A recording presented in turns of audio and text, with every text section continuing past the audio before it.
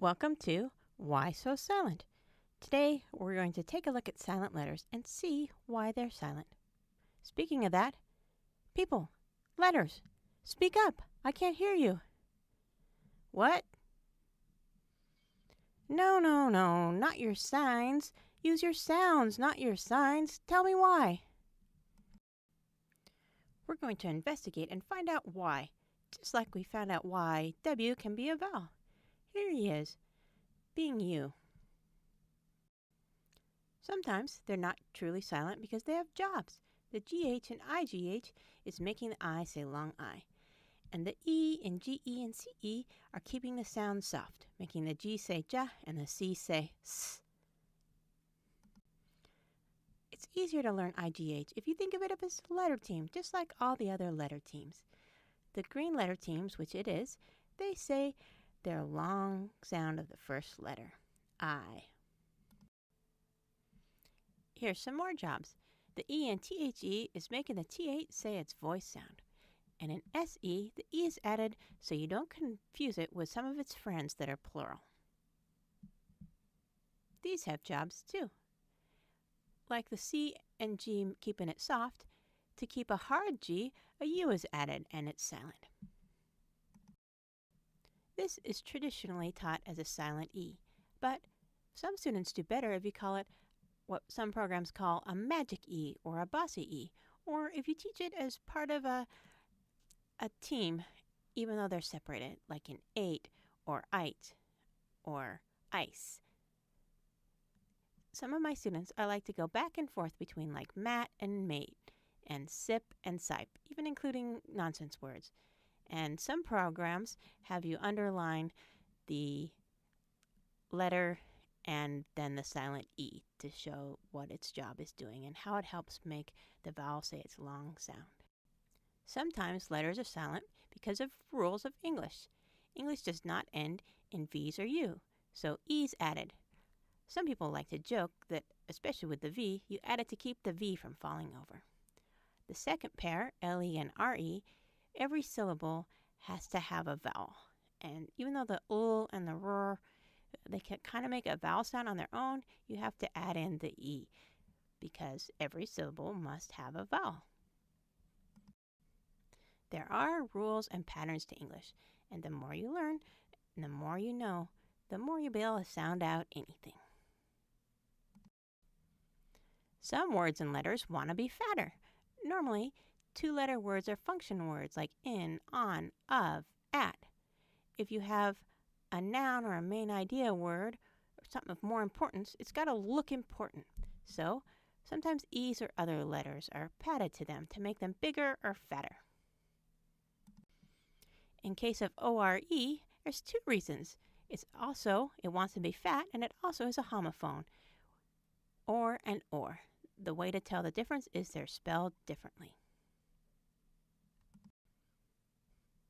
In homophones, and in other words, practically any letter can be silent. And it is okay to talk about them as silent, unless it's confusing your students. Most of my students do a lot better if they know the reasons why and if they use technology that talks about letter teams instead of silent letters. Why are you guys so hysterical? We're not hysterical. We're historical. We have history behind why we're spelled this way. These three and these two are all of Middle English origin. And they're found as pairs like this. KN words also follow a little bit of a pattern. A lot of them are things with knees or knuckles or hands and things that do it, like you knead bread with your knuckles. WR words are historical as well from Middle English. But do you see a pattern? Any kind of thing that they all seem to have in common? They're all kind of twisty or winding.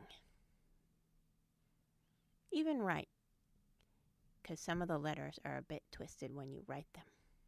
And wreath is a twisted thing together, and round, but mostly you make them by twisting. These letter teams are of Greek origin. In PS, PT, and PN, the P is silent, like in pterodactyl or mnemonic.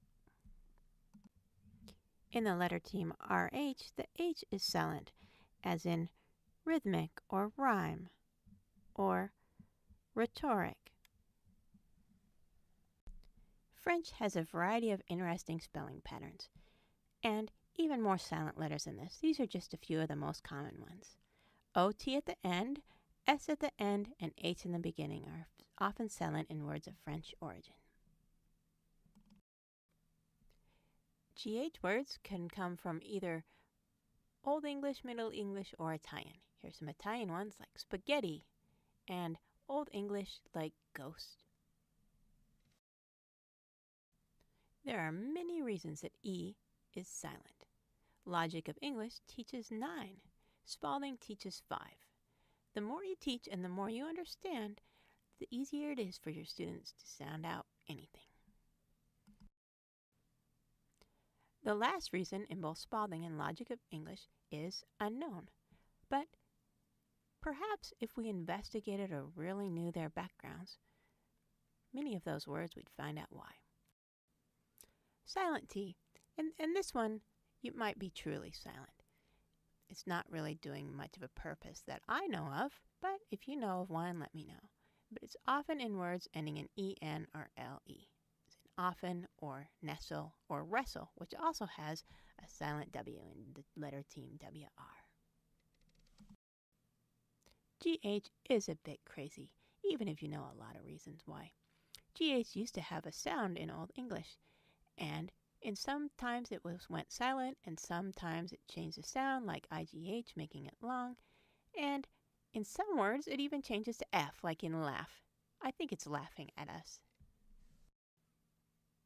But there's not that many OUGH words, and they're the craziest. And once you learn them by pattern, you'll be able to sound them out too. The last letter we'll look at is O. Oh my, it's not quite as crazy as GH. It's part of a letter team that can either say long E as in people or short E as in leopard or jeopardy. You could perhaps call it truly silent though. And also in these last endings, it's serving as a marker to keep the vowel before it long.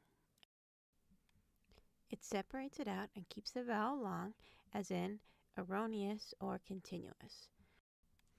I have rules both with the spelling lessons and the syllable spell success lessons. Same rules, just different order based on when they're taught, that teach not only how and why to sound things out, but also how and why some things are silent.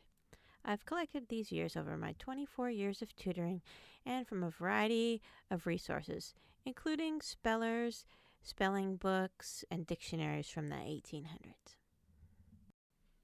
If you want to learn more about how letters work, including silent letters, my two favorites are the ABCs and all their tricks, which I've had that one for decades, and so that one is truly my favorite, but perhaps just because I know how it's laid out, and it's laid out in alphabetical order, and it has a lot of great info. Logic of English is more modern, and hers is organized slightly differently, so if you're interested in words, you can't pass up having these two. If you're really a word geek, you'll want at least an electronic copy of the Hanna study. You can get it now in PDF form, all over 1,000 pages. It's the study that the word organization of the ABCs and all their tricks is based on, and it studies and separates out and counts the most common 17,000 words in English. We'll end by talking a little bit about my silent word philosophy. Some phonics people don't think anything is silent at all, and your dictionaries will just list everything as silent. However, I'm not really concerned about the theoretical aspects of it. Silent is an okay word, perhaps, to use, but I'm interested in the practical aspect. I've worked with hundreds of remedial students and some young new students, and I want to use whatever language best fits what they're seeing and best helps them learn to read. And sometimes silent letters do not help, especially with IGH. I've had a lot of students confused about IGH until I told them it was a letter team working together to make the long I sound. After they thought of it that way, they were a lot better able to remember it and sound it out correctly. With my students, especially my older students, the more I explain, the better they do. Thanks for watching. If you have any silent letter thoughts, comments, or questions, let me know in the comments below.